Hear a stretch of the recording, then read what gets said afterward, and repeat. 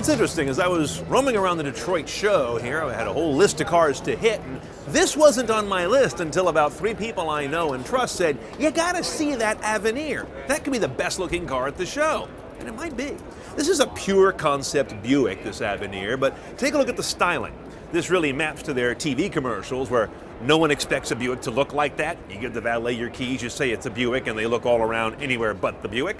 What they're doing here is long hood, short deck. That's kind of the refuge you go to as a designer when you want to look good. There's almost hardly a car on the earth that doesn't look good in those proportions. But they've also got what's called the Buick sweep spear down the sides. That sort of signature line that kicks up along the hips there dates right back to the first 3 generations of the Riviera. It's pure Buick stuff. Now, it's got this protruding Buick rump that I've never been really fond of, and they really accentuate it here. But aside from that, this is one pretty ride. The downside is, of course, it's pure concept styling exercise. So I'm not going to get you with a lot of specifics on powertrain or tech. However, 2 interesting things that they do envision. One is it would have podcast synchronization.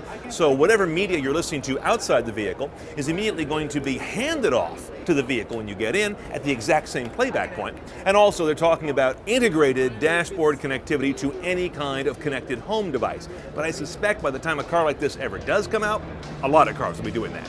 Sure is pretty though.